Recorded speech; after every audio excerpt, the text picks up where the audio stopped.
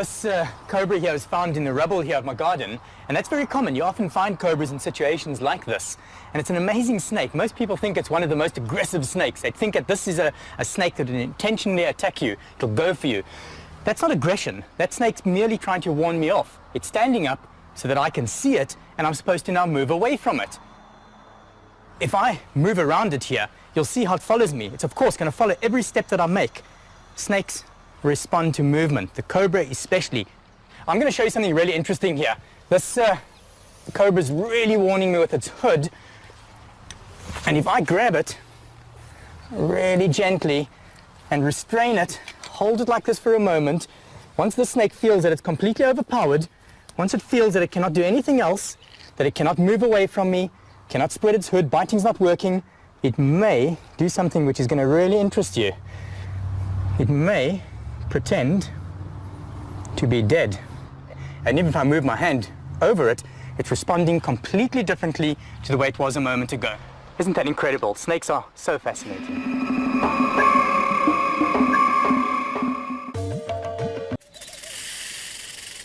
Snakes are reptiles most of us prefer not to meet. And they're wary of us, too, which is why they hiss or rattle to warn us off. Such warnings are ignored at our peril. But a snake will only bite in defense, and only if it feels gravely threatened.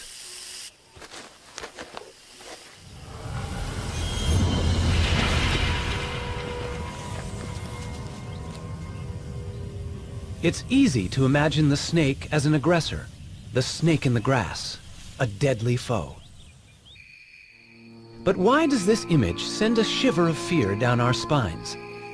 In shape and movement, they are so different from us that legend and folklore have given them a sinister reputation they don't really deserve.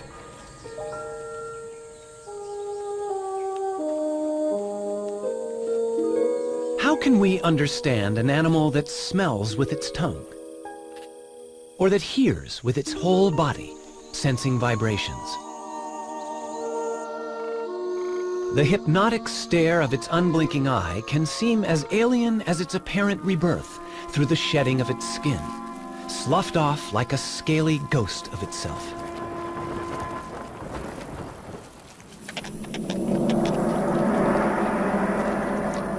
Among them are giants that storybooks say are 100 feet long and ready to strangle unwary jungle explorers. And yet, there is this little guy, a thread snake, very friendly and not deadly at all.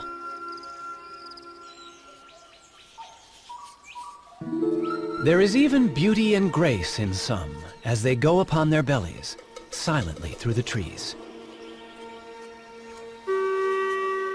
But where did snakes come from? An animal that looked much like some other reptiles alive today.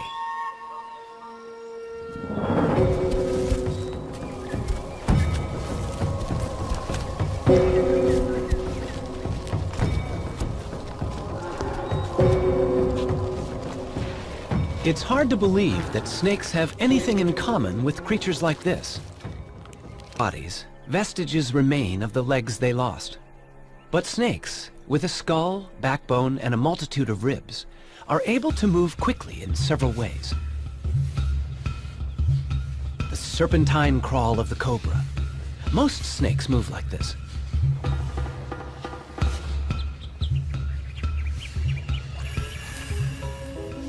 The movement creates little ridges in the ground, which the snake pushes against to propel itself forward.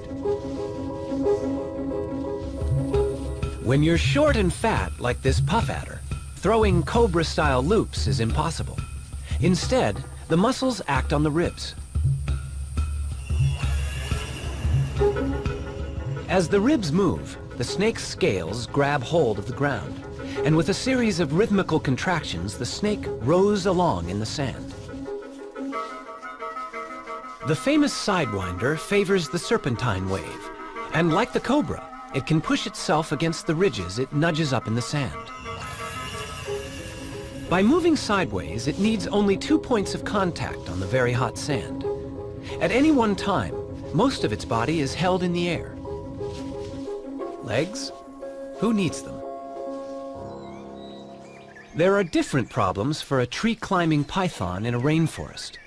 To reach across a gap, it can stiffen sections of its body, becoming its own ladder from branch to branch.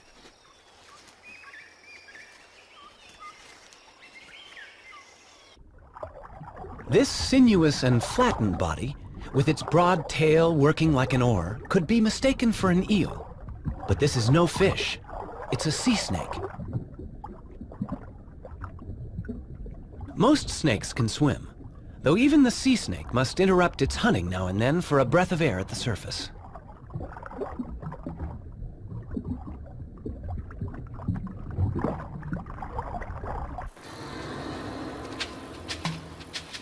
As hunters, in water or on land, snakes are silent and efficient killers. A rattlesnake has more than its bite to work with. Its tongue constantly tastes the air, scenting for prey. Its body senses ground vibrations, even the footsteps of a mouse. Standing still is no defense. The rattler is also able to sense body heat. Infrared heat, detected by sensory pits on each side of the face, pinpoints the prey.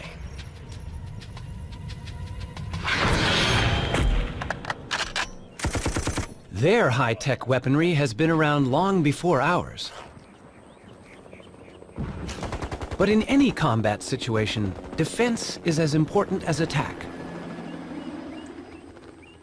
This military training ground is home to two other opponents. The rare red cockaded woodpecker lives in this loblolly pine. Its enemy is a corn snake, whose tactics are to climb the tree and steal the woodpecker's chicks. The bird's defense is to peck at the tree, releasing its resin.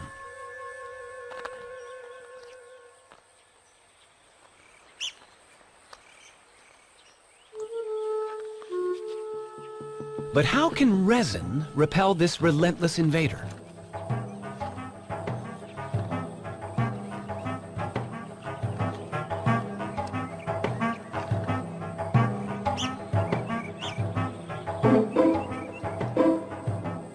It's getting close. Will the woodpecker's weapon really work?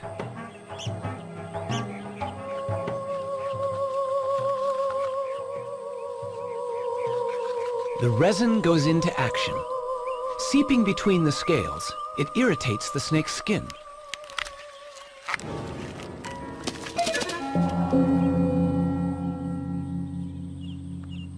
Woodpeckers won, corn snakes nothing.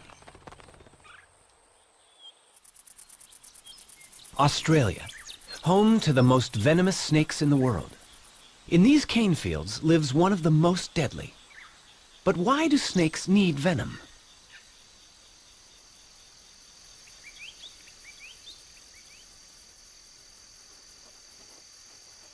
This inland taipan is hunting rats. The cane fields are alive with them. But they are dangerous prey. Rats can bite back.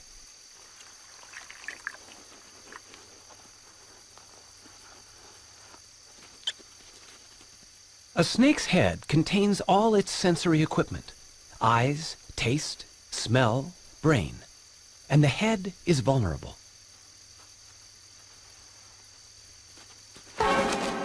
It bites and retreats immediately. The head is undamaged, and the venom is doing its work. The rat is now paralyzed. The snake can safely approach its prey. Venom gives the snake two huge advantages. It not only kills the prey, but by the time the snake begins to swallow the rat, the venom has already begun to digest it, breaking down cells in the body. The venom in a baby snake can be even more powerful than the adults. This young cantle viper is luring prey with its worm-like tail.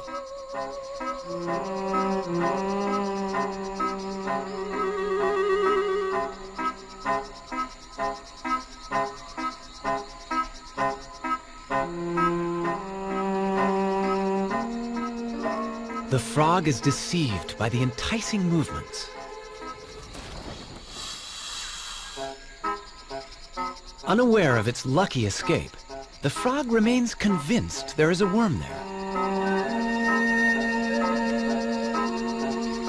Amazingly, the frog seems unable to see the snake.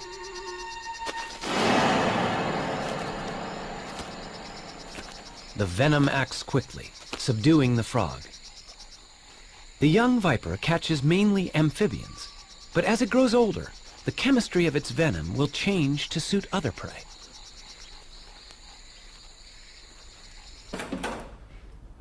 Donald Stridham works with South African snakes to understand how venoms affect the bodies of prey animals, and how the venom is delivered during a bite.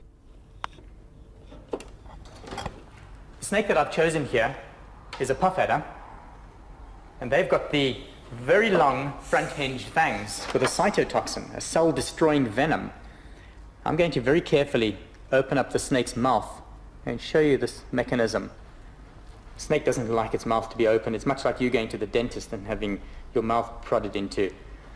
Now the fangs lie against the palate of the mouth. So if I just open there, you can hardly see the fangs.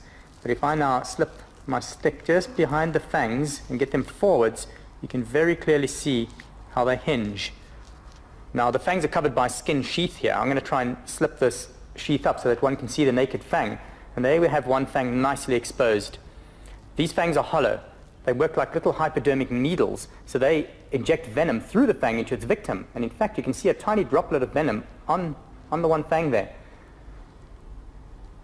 You know, the venom glands of a snake are very similar to the saliva glands in a human, in that if we have a dry mouth, our body very easily reproduces saliva. And the mechanism with a snake is almost exactly the same, in that venom is never easily exhausted. Under normal conditions, the snake is never without its venom. A gaboon viper produces venom in huge amounts. It's a large, fat-bodied snake and needs to have a lot of venom to subdue large prey quickly. The viper is too slow to chase its victim. To inject such large quantities, the gaboon viper has the longest fangs in the world. Each is almost as long as a human thumb. That's quite a bite. Even a smaller bite is no fun. Venom is breaking down the cells inside this man's punctured leg.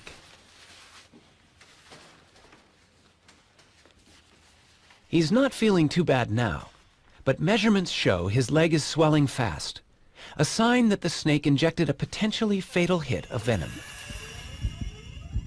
Blood vessels are rupturing. Fluid is accumulating as tissues break down.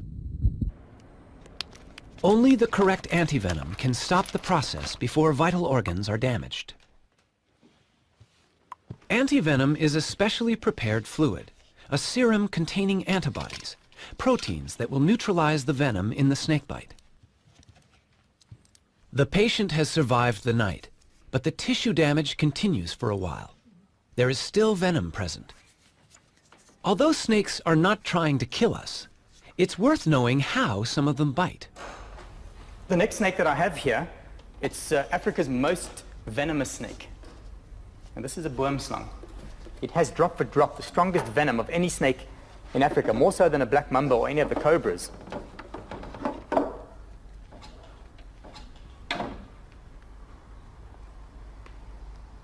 Most people think that a black-fanged snake can't bite onto a large part of your body. Most people think that the boomslang can only latch onto your earlobe or small finger. Whereas you can see here, this is not true, in that the whole head of the snake is divided in half by its mouth. And they can open that mouth up to about 120 degrees. And with the mouth that wide open, they could very easily bite you on the flat of your hand or the top of your leg, wherever it pleases. If you were bitten by this snake, you would literally bleed to death. So what's going to happen to you is that you're going to bleed into your heart, into your stomach, into your bowels. You're going to be urinating blood, defecating blood, and it's really a horrific way to die. This poor frog is about to be the victim of a vine snake in Central America. This snake is also back-fanged, just like the boomslang. Fortunately for small prey, death comes quickly.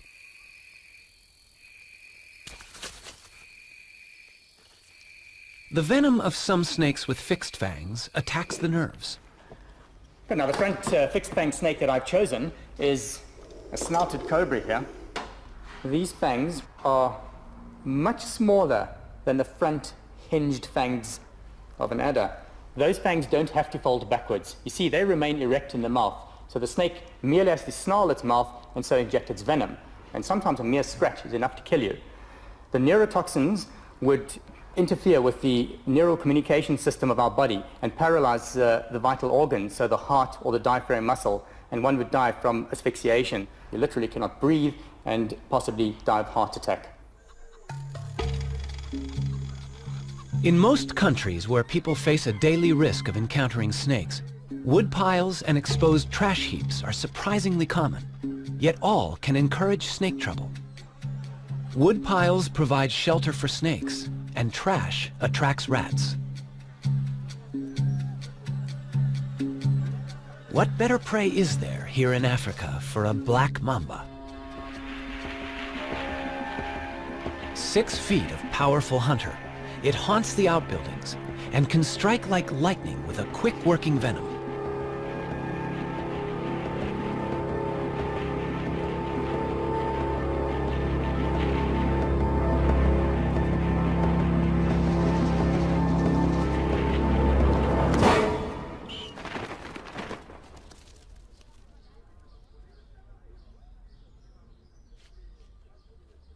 To a black mamba, this bungalow is just another place where food may be in good supply. Inside, Tony Morgan confronted an uninvited guest, and it bit him. This is a typical corner that snakes like to hide in, and it was a similar corner like this near my front door on the farm that I found a mamba all curled up here with my fishing rods and various things like that. And as I don't kill anything, particularly snakes, I grabbed this particular implement and I thought that I hooked him out and I thought that I pinned him down. Unfortunately, he was able to stretch quite a bit and he got me just below the knee with one fang. I then lasted exactly 30 minutes. And my wife got me down to Donald's place very quick. And then he took over and drove me down to the hospital, where we were fortunate in finding a doctor on duty. And 30 minutes after the bite, I said to him, I cannot exhale anymore. And he said at the same time, which I didn't hear, his heart has stopped as well. So in effect, I was dead at that time.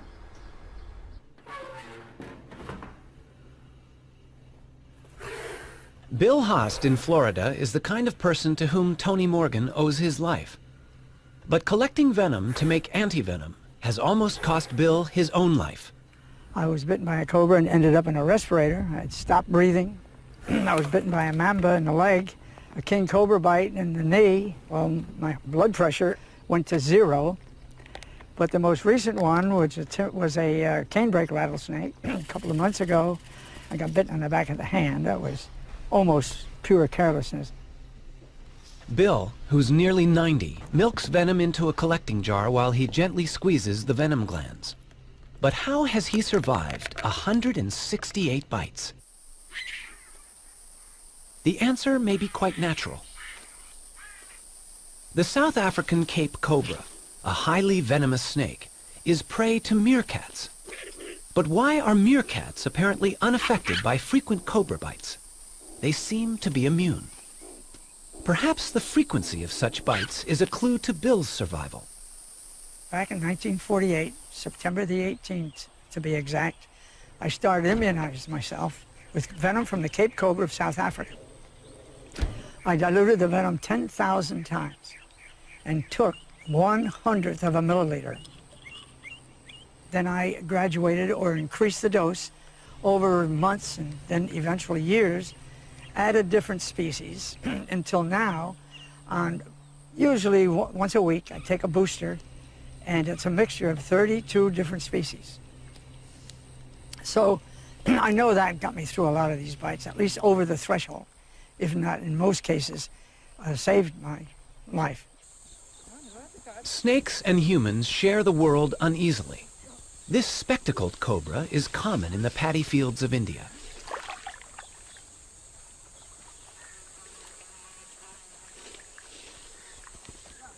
Every year, more than 10,000 people are killed here by snakebite. Antivenom is unavailable. For the same reason, snakebite is a major killer across Central and South America, Africa, and Southeast Asia. It's hard to arrive at an exact number, but at the lowest estimate, 50,000 people die each year.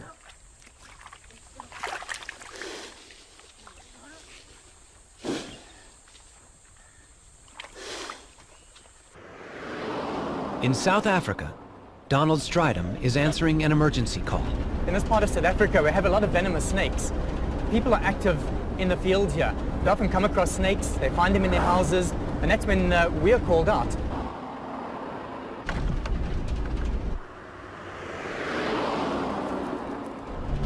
Seems to be the place over here. Lots of people standing around there.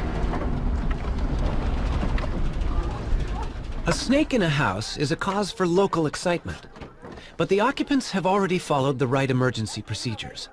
Everyone has left the house, and they've not only closed the door but sealed it as well with a towel. Donald can be fairly sure that the snake is still inside. What I'm going to do here is have to put a visor on, because in a situation like this it's very possibly a spitting snake. So I'm just going to get a few things that I need here.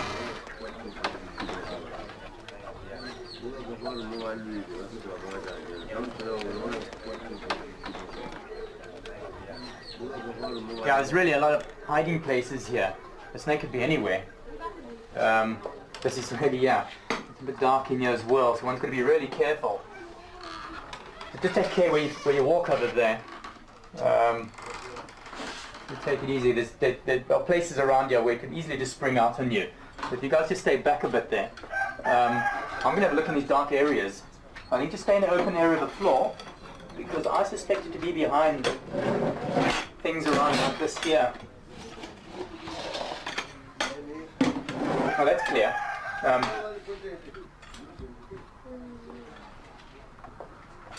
You know, we could so easily find a mamba in a place like this. And these things are like coiled springs. I mean, once it feels that it's not hidden anymore, it could just come flying out.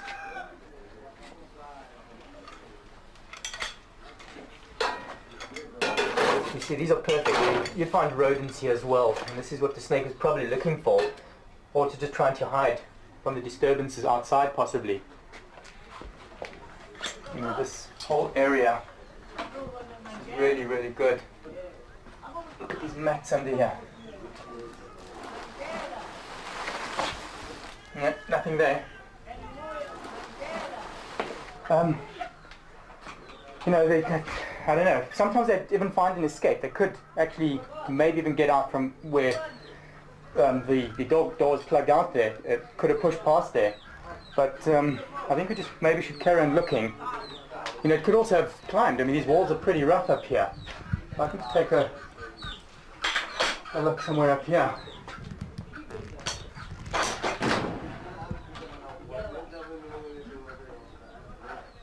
Nothing there. Oh, yeah. Whoops. There's something up there. There's something in the corner over there.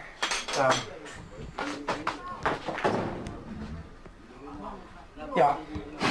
Okay, without a doubt, that's a mamba. It's a black mamba. There's a piece of coil just around between the roof and the wall there. We know that mambas are very, very poisonous. I mean, if this bites us, we're quite far from a hospital now, so we've got to be really, really careful. And if you can just stay in the furthest corner away from me there, just out of my way, I'm going to bring it down and just get it straight past you outside and then deal with it, get it into the bag.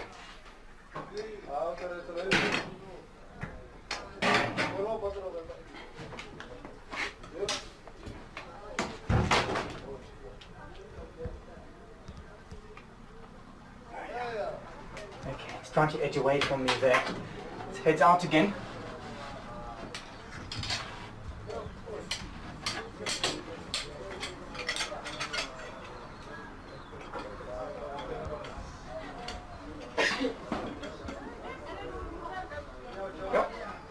black mark with me, it's warning me. You know, it's interesting that the snake doesn't just come out attacking, but at this stage, having it like this, it obviously feels threatened. At this stage, it'll bite whatever comes near to its mouth. And that's, it's a big snake, bigger than I thought. It's a long animal. Just watch it behind me there. Please don't just come any closer than that.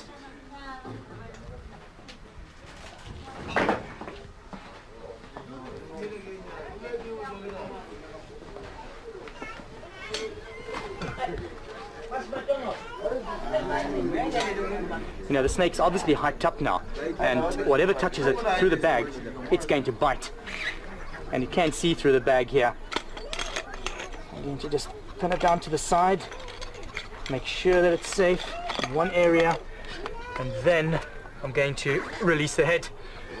Just take care, they don't come too close. Now, you just touch that bag and this thing bites. I'm going to find a safe place to release it. Let's get it in there. And I think I should go and reassure the lady here that her house is clear of snakes and that it's safe to go back in again.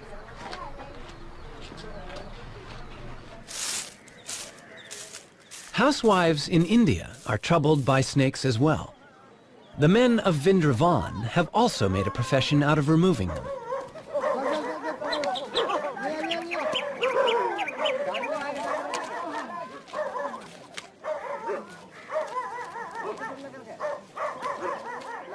He's not going to let this cobra go free.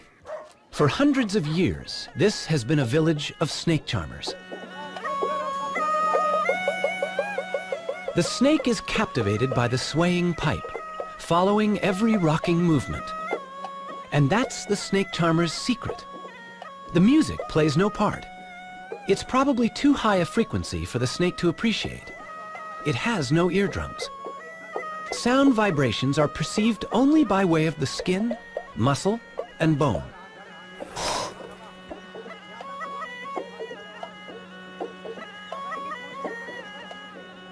Bites are a routine hazard for charmers, but they have a special snake stone, which they believe can magically draw venom from the wound.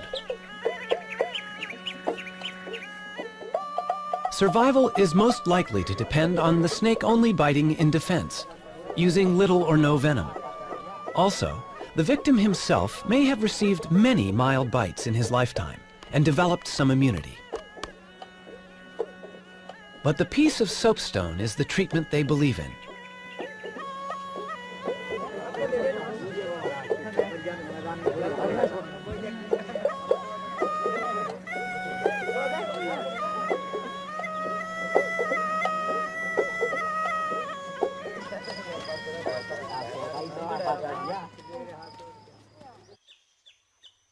This baby cobra in Africa is one snake that no snake charmer would ever use. It threatens the civet cat by standing tall and looking big. But it has another weapon. This is a spitting cobra, and it sprays venom, which irritates the eyes of the attacker.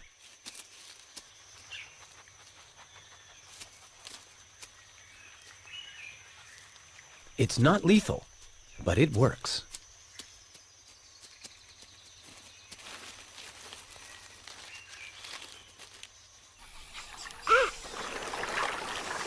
South America, the Llanos of Venezuela, the wetland home of the largest snake in the world, the anaconda. This giant has no venom at all. To capture prey, it relies on muscle power, coiling around its victim and squeezing the breath out of it. And a large snake needs large prey. The biggest rodent in the world fits the role. A capybara, the size of a pig, is fairly easy to ambush as it bathes in the warm waters.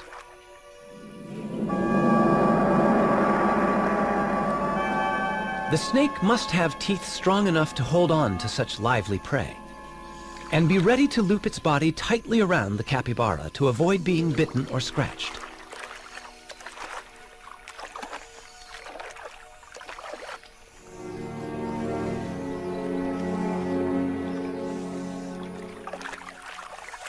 The anaconda, the most powerful of constrictors, moves in.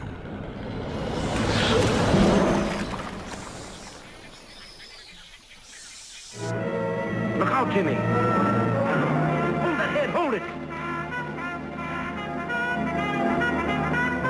Mike hears Jimmy's cries for help.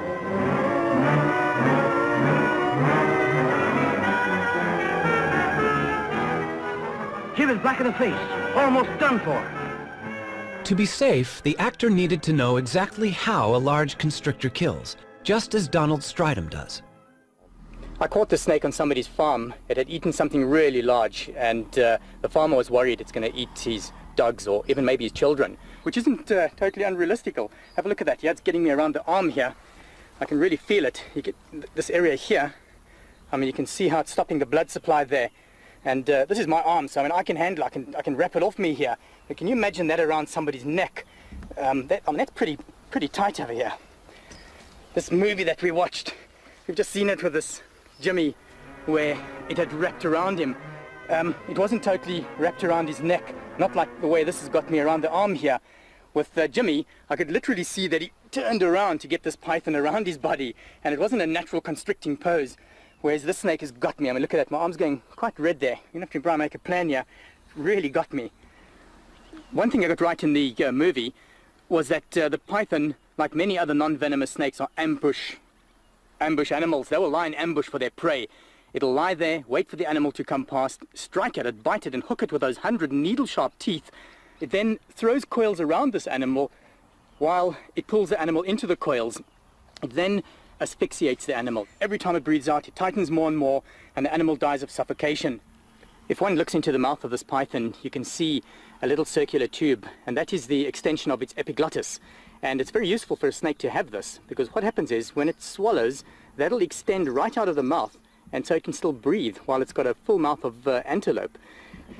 I think the snake deserves to be released now, so not to stress it too much, I'm going to release it here in the bush. And this looks ideal here. And as soon as I let the head go, that's it. I can feel the coils have immediately relaxed on me there. And the snake just wants to get away. Straight into the bush there. Wow, look at that arm. This arm's gone really quite red there. What a relief to have that off. This is great. I love letting snakes go back into the bush. It's such a nice feeling. You can do something for them as well. It's a nice feeling for me, and hopefully for the snake.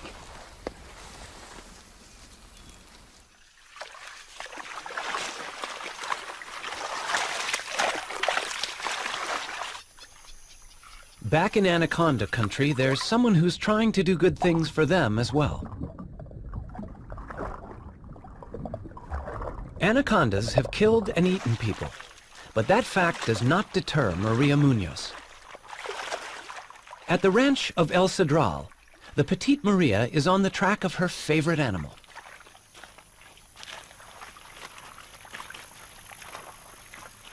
She works with her assistant, Ramon.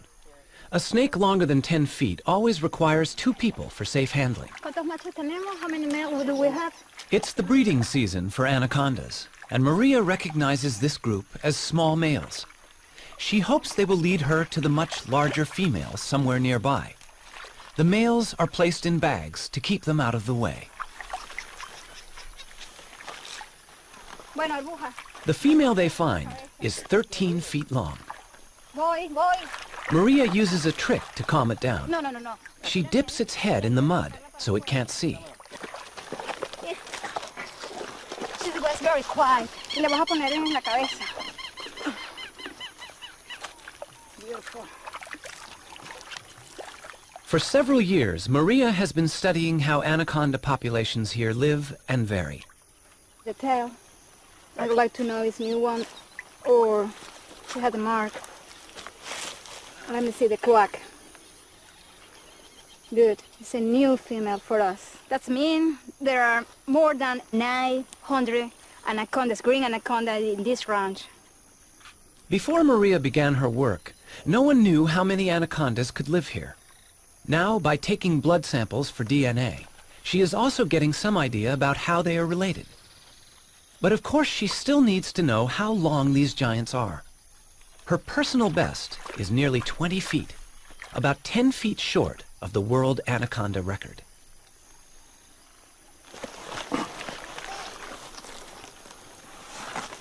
Ya. No se sale. These are the heaviest snakes in the world, but this one is a little lighter than the 485-pound monster in the record books. 44.45 kilogram. Some snakes, like this South African tiger snake, not only constrict their prey, but are also venomous. I've got the tiger snake's favorite prey. It is a striped skink. Now I'm going to bring it in closer, and you're going to notice that the tiger snake will bite and poison its prey, also wrap around it to constrict and kill. Now this is of course a dead skink, so I'm going to move it around so that the snake thinks that it's alive.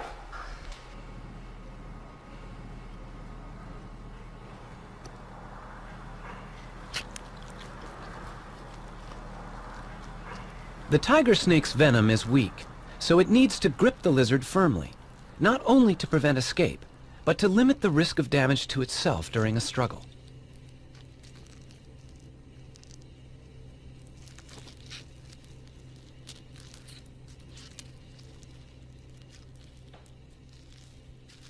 Even more remarkable is an African egg-eating snake's ability to get its mouth around an egg. All snakes can eat meals bigger than their heads.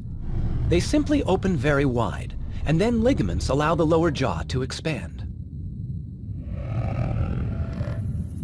Still, the egg cannot be crushed until it reaches special bones in the spine, which can pierce the shell.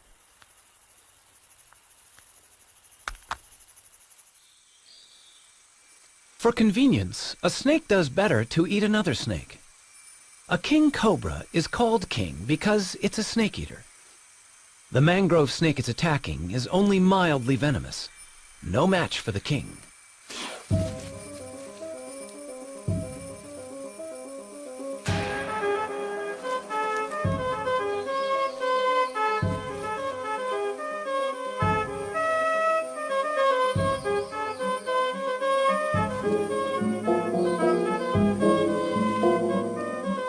It's not easy for the king to judge exactly how long this meal is.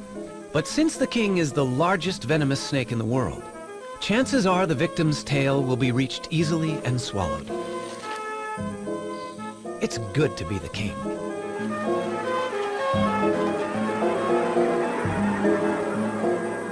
So how would a snake avoid this fate? One way would be to play dead. This eastern hog-nosed snake is giving his best performance. Its play acting must convince a threatening indigo snake. There is an interesting moment of standoff, but the actor has another defensive card to play. A gland in its tail emits a smell of death to go with the gaping mouth. It's the performance of a lifetime, and the enemy is fooled.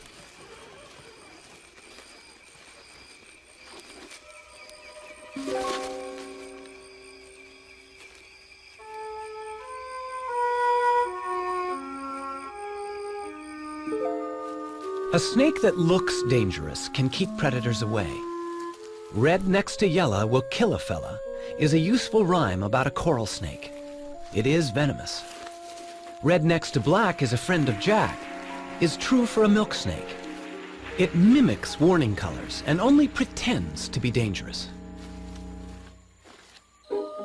A pretend head keeps the real head of a Calabar ground python safe. The real head has a tongue that gives it away, but the deception can be good enough to cause a predator to attack the tail by mistake, and a tail is not a vital organ.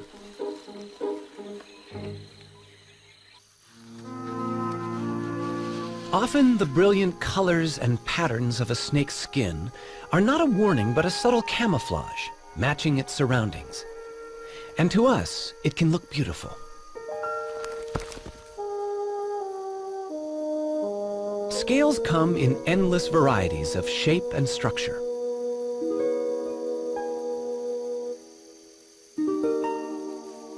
In the wild, snakes are not easily seen, a useful quality which suits these masters of ambush perfectly. But the beauty and subtlety of snakeskin has also been their undoing for thousands of years.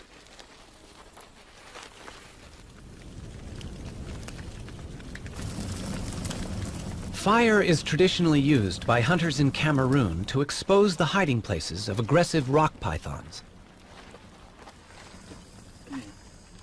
Entering an aardvark burrow to retrieve so vicious a snake is a risk few men will undertake. Once this nightmare task was a test of virility, a rite of passage. Crawling inch by inch on toes and fingers, the hunter moves toward the angry python. His companions keep track of his progress. They may have to rescue him. The heat is stifling.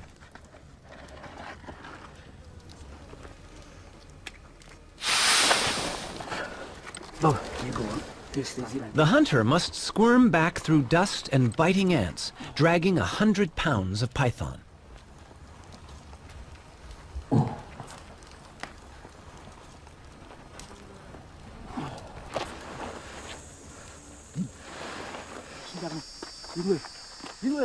His companions take over.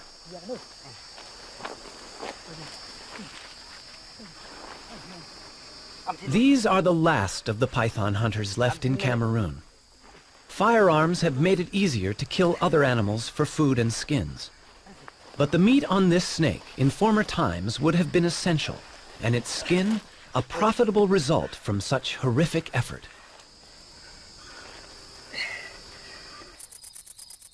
As any snake grows, it must shed its outer skin like an overtight suit. The new scales revealed are at their best. The cast-off skin is discarded, and with it also go most of the parasites that have attached themselves to the snake.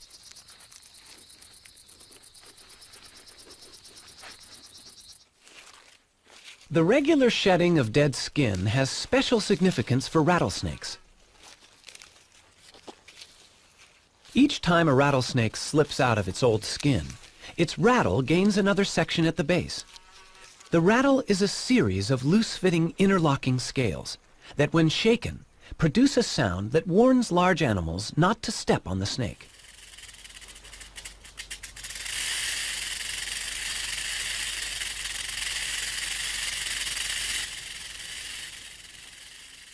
Although only a warning, the rattle has been the snake's downfall. Their noise makes them easy to locate, and as a result, tens of thousands are killed every year. I hate rattlesnakes. J.P. Jones sees rattlesnakes only as potential killers of people and livestock. He's hunted them since he was a boy, but recently he's finding it harder to find them. He simply can't hear them, even with the listening apparatus he designed himself.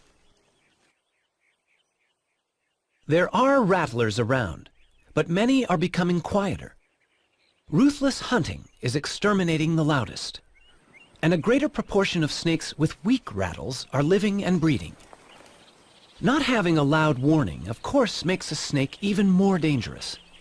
But J.P. is undaunted, and his roundup goes on, presumably until only silent rattlesnakes survive in his part of Alabama.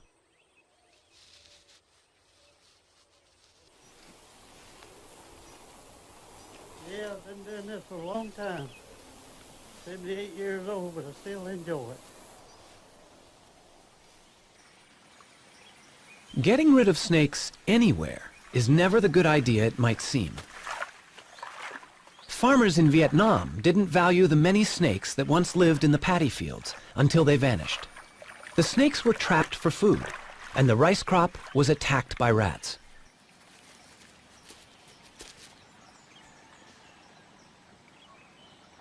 A third of the country's crops was devastated by the rodents.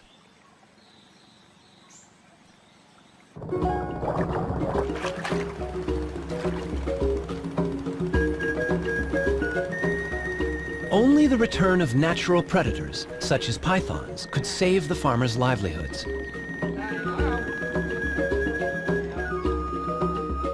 The government's official snake repatriator is Dr. Nguyen. He's bringing snakes to the village where he was born. And he knows how important it is that children, as well as the farmers, realize how essential these harmless snakes are to their future.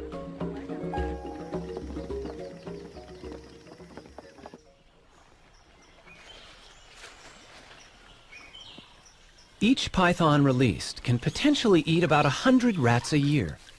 Dr. Nguyen will release 20, among them females, that could each have 20 to 80 baby pythons a year.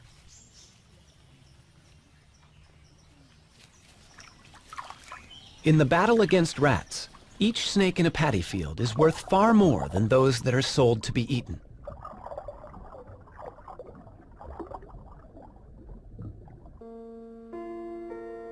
The snakes in our world can be partners in our survival. We're learning more about them all the time. But there's always a new twist. Well, sometimes when the snakes shed, it's not a complete shed, and we have to help it. And in this case, the top scale wasn't quite off, and I think I can get it. Now he's all done. A snake with two heads. Something went wrong in the egg. Such creatures are not uncommon. Only one head can feed, but this ring-necked snake will survive happily. It's very interesting how attached people get or not get to their reptilian pets. Most people think that how can you get attached to a snake or a lizard as compared to a fluffy kitten or a cat or dog? But in a way, you really do get attached to these animals, partly because you soon realize how individual they are and how the personalities differ. By and large, you do get very attached to your animals. I'm constantly surprised by snakes. They're fascinating animals. Just everything about them is so different to us. They smell using their tongues, they move without any legs, they're cold-blooded, they have no ears, and they're just so interesting. They're so different, and so much to learn about them. Most of us might prefer to leave snakes to the experts. But love them or hate them, they're an important part of our natural world. As we shed our fears and learn more about them, we might find they're not such bad neighbors after all.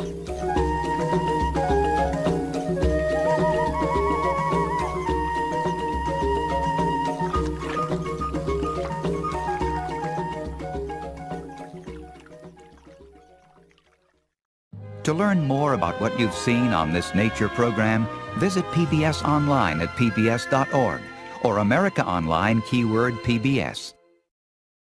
Next time on Nature, turtles, on land or underwater. They're ancient wanderers headed into an uncertain future. One of a 4-part series, The Reptiles. The Reptiles Complete Home Video Set is available for $39.95 plus shipping. To order, call 1-800-336-1917 or write to the address on your screen. I was bitten by a cobra and ended up in a respirator. I'd stopped breathing. I was bitten by a mamba in the leg, a king cobra bite in the knee. Well, my blood pressure went to 0. I can really feel it. You get this area here. I mean, you can see how it's stopping the blood supply there. And this is my arm, so I mean, I can handle, I can wrap it off me here. In a way, you really do get attached to these animals, partly because you soon realize how individual they are and how the personalities differ.